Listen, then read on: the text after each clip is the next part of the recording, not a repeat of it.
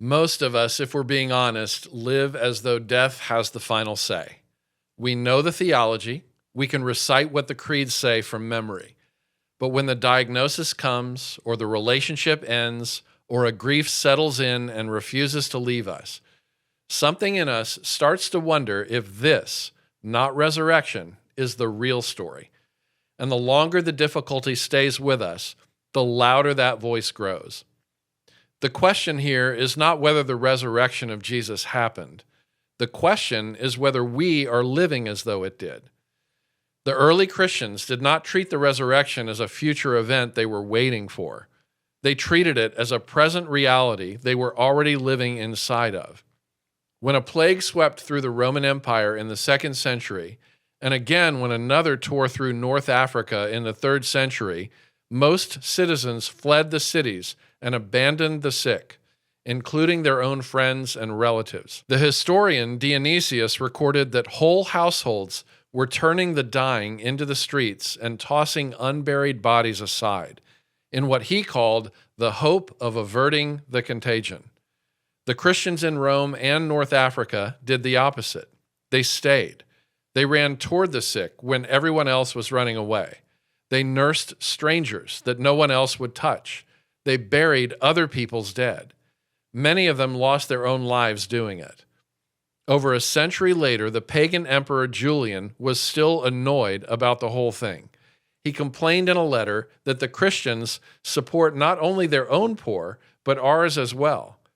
And he could not figure out why their stubborn presence in the worst and saddest places on earth kept winning people to their cause.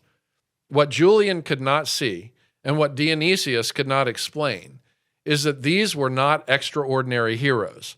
They were ordinary people who genuinely believed Jesus had walked out of his tomb alive, and that what happened to him was the first installment of what God intended to do with the whole world. Paul made this explicit in a letter to the church at Corinth when he said this, "If Christ has not been raised, your faith is futile, and you are still in your sins." And then a few verses later, he made the announcement that's carried the church for 2 millennia. But in fact, Christ has been raised from the dead, the first fruits of those who have fallen asleep. That word first fruits carried a weight that Paul's original readers would have recognized immediately. In the Jewish agricultural calendar, the first fruits were the earliest portion of the harvest brought to the temple, not as an offering that stood by itself, but as a guarantee that the rest of the harvest was already on its way. Paul was not saying that Jesus had a singular experience the rest of us can admire and talk about from a distance. He was saying that what happened to Jesus on the 3rd day is the first loosened deadbolt on a door that death had kept locked since Eden. The same pattern echoes in Revelation, where the risen Christ announces not that he will one day hold the keys of death and Hades, but that he actually holds them now. Present tense. This is where Bishop N.T. Wright draws out the truth that literally changes everything. Toward the end of Surprised by Hope, he writes that the point of the resurrection is that the present bodily life is not valueless just because it will die. What you do with your body now matters because God has a great future in store for it.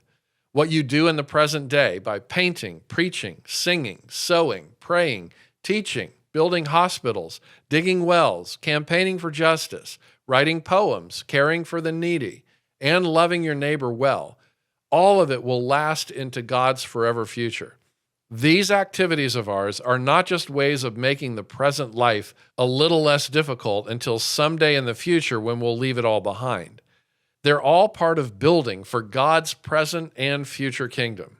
This isn't wishful thinking or a sentimental thought.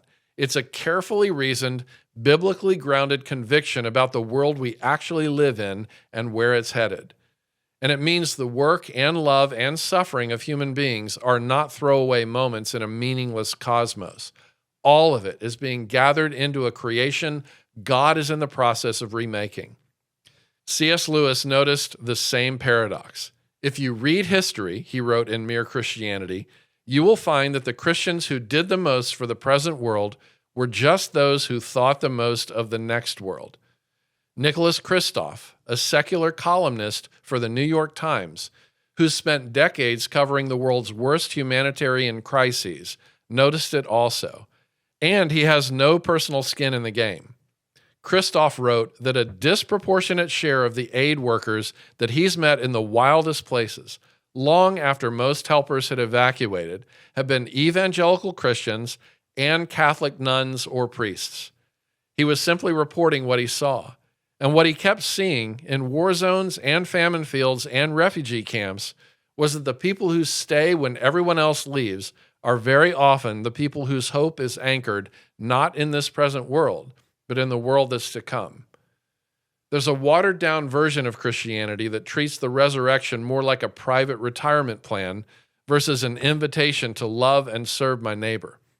I will be saved when I die, the thinking goes. I will go to heaven. In the meantime, I'll just try to be a decent person, enjoy life as much as I can, and wait. But that's not what the New Testament announces, and it's not what propelled the early church into the kind of public, costly, other-centered love that confounded even the emperors.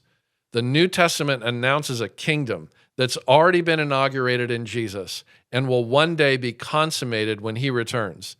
And we are invited to live right now as people who already belong to that kingdom, which means the resurrection is not just some metaphor for springtime or renewal or the inspiring resilience of the human spirit.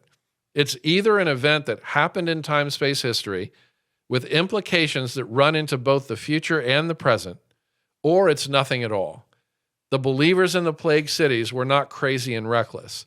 They were simply seeing things as they actually are and responding accordingly. If Jesus holds the keys and death does not, then the things you fear most have already lost whatever claim they once had on you, including the diagnosis you received last month, the relationship that fell apart, and the grief you've been carrying for weeks or months or years. All these things are still real, and they still hurt, but none of them gets to have the last word. The last word has already been spoken, and it was spoken in your favor. As Tolkien famously wrote in The Lord of the Rings, a great shadow will depart, and everything sad is going to come untrue.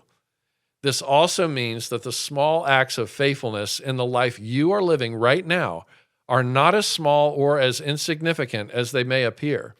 The meal you cooked for a struggling neighbor, the yes you said to the stranger who asked for help, the needed correction you spoke to your child and the discipline that followed, the good, hard, faithful work that you did when no one except God was watching, the forgiveness you extended in your heart to someone who never asked you for it. None of these things will be lost. All of it is being folded into a future that's already arriving, brought on by the one who walked out of the grave first and is waiting for all of creation and for us to follow in his steps. Jesus told a grieving woman standing at her own brother's grave that he is the resurrection and the life, and those who believe in him, though they die, yet shall they live. Then Jesus asked her if she believed this to be true. He's still asking the same question of us.